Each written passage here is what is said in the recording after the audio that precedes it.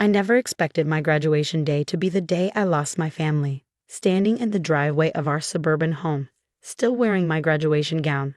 I watched my father throw my hastily packed suitcase onto the concrete. "Get out!" he roared, his face red with fury. "You're a failure, a complete disappointment." My mother stood in the doorway, arms crossed, her expression cold and distant.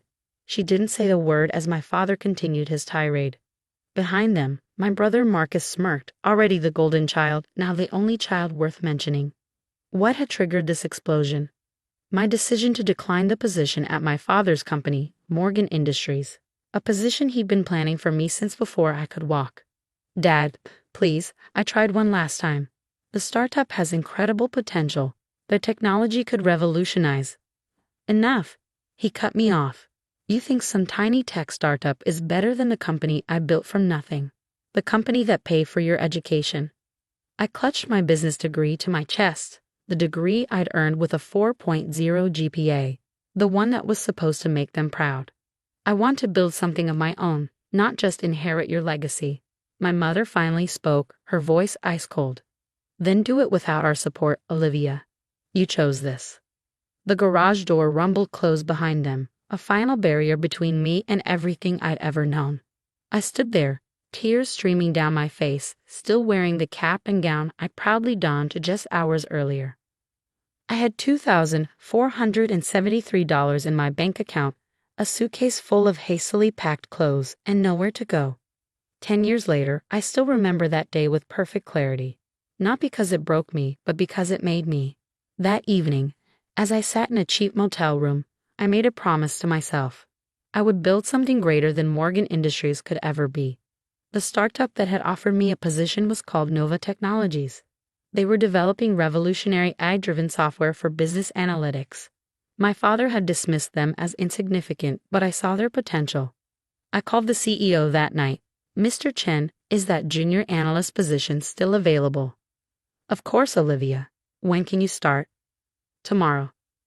I worked 16-hour days, 7 days a week. While my family probably imagined me struggling and regretting my decision, I was thriving. Nova's technology was groundbreaking, and I understood its potential better than anyone. Within 6 months, I was leading my own team. By the end of the first year, I had developed a client acquisition strategy that tripled our revenue. The CEO noticed. "Olivia," he called me into his office one day. "How would you feel about becoming our Director of Strategic Development?" I accepted immediately. The promotion came with stock options that would prove invaluable when Nova went public 2 years later. My initial shares were worth $2.1 million after the IPO. But I wasn't satisfied. I had learned everything I could about business analytics, artificial intelligence, and corporate strategy. More importantly, I had built a network of contacts throughout the industry. It was time for the next step. I founded Phoenix Analytics when I was 26, 4 years after being thrown out of my parents' house. The name was deliberate, rising from the ashes of my old life. We specialized in corporate turnarounds and strategic acquisitions, using AI technology far more advanced than anything Morgan Industries had access to. My first major client was a mid-sized tech company on the verge of bankruptcy. Using our proprietary analytics software, we identified inefficiencies, restructured their operations, and turned them profitable within 8 months. Word spread quickly. By year 3, Phoenix Analytics had offices in New York, London, and Singapore.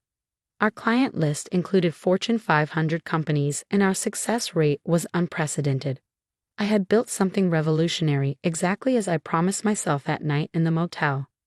I never reached out to my family during this time, and they never tried to contact me. Through industry connections, I heard occasional updates about Morgan Industries.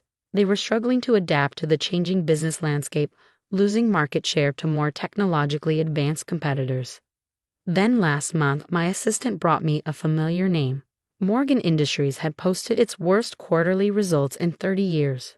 Their stock was plummeting, and rumors of bankruptcy were swirling. I sat in my corner office on the 50th floor of the Phoenix Analytics building, looking out over the city skyline. On my desk lay a detailed analysis of Morgan Industries, every weakness, every failing, every opportunity for takeover. My father had always prided himself on building his company from nothing. Now I had built something bigger, something better. and I was about to show him exactly what his failure of a daughter had achieved. I picked up my phone. Sarah, prepare the takeover documents for Morgan Industries, and make sure my signature is clearly visible at the bottom.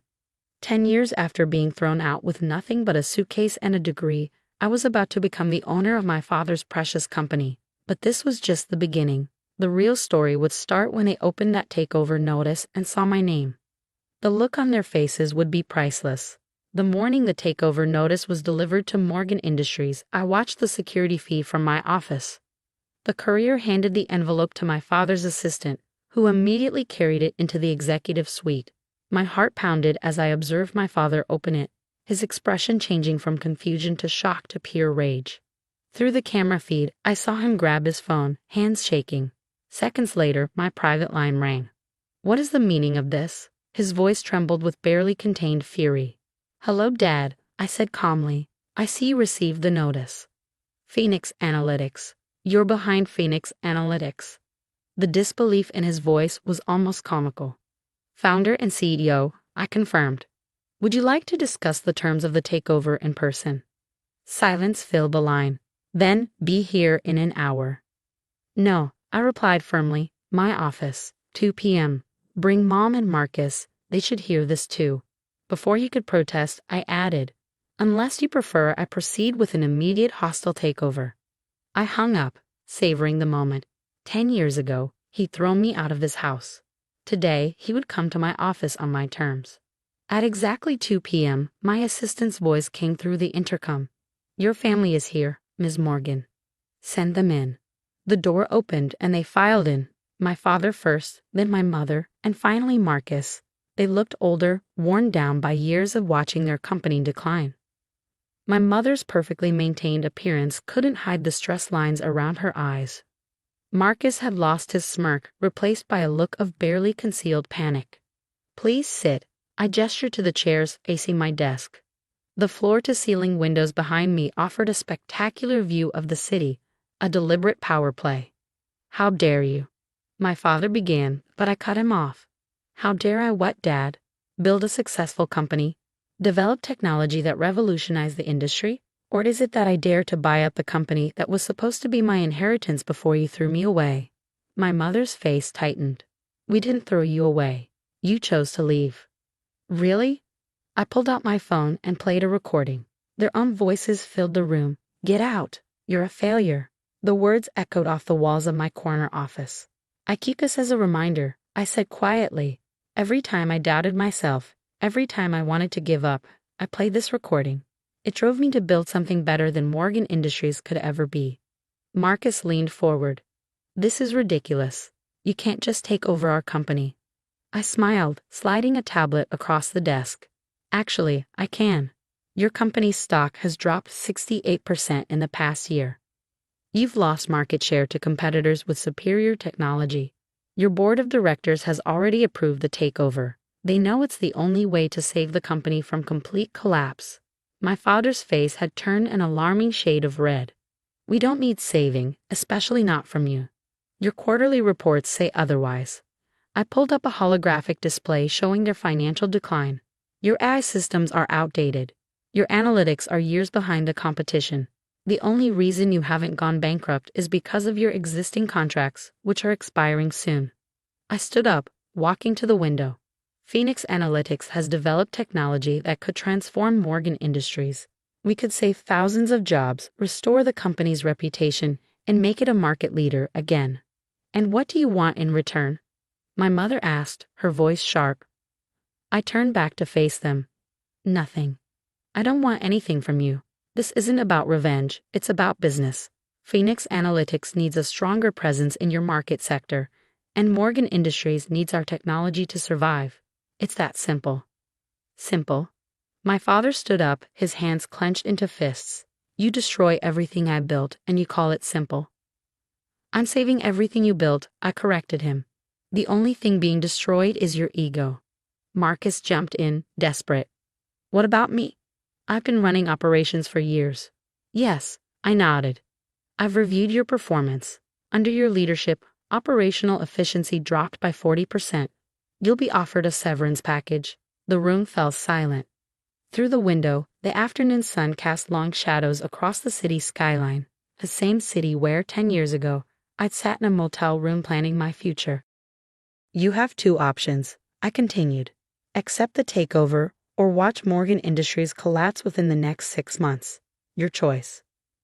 My father slumped in his chair, suddenly looking every one of his 65 years. You really did it, didn't you? Built something bigger than Morgan Industries. Yes, I replied simply. I did exactly what you said I couldn't do. My mother's carefully maintained composure finally cracked. We were wrong, she whispered. We were so wrong about you. Yes, you were.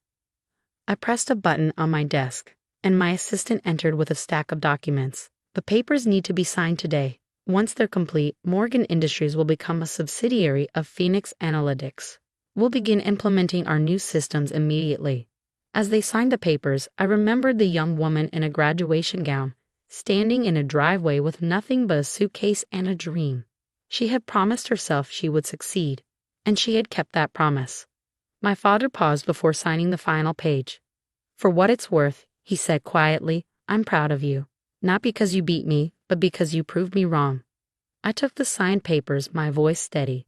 I didn't do this to make you proud. I did it to make myself proud. After they left, I stood at my window watching the sun set over the city. My phone buzzed, a news alert. Phoenix Analytics acquires Morgan Industries in surprise takeover. Below was a photo of my father leaving my building looking defeated. I closed the alert and opened my personal email. There was a message from 10 years ago, archived but never deleted. The last email I'd sent to my parents before being kicked out. I will build something greater than you can imagine. Watch me. I smiled, closing the email. Promise kept. The next morning, I walked into Morgan Industries, now a Phoenix Analytics company, as its new owner. Employees whispered as I passed, finally understanding who had been behind their company's acquisition.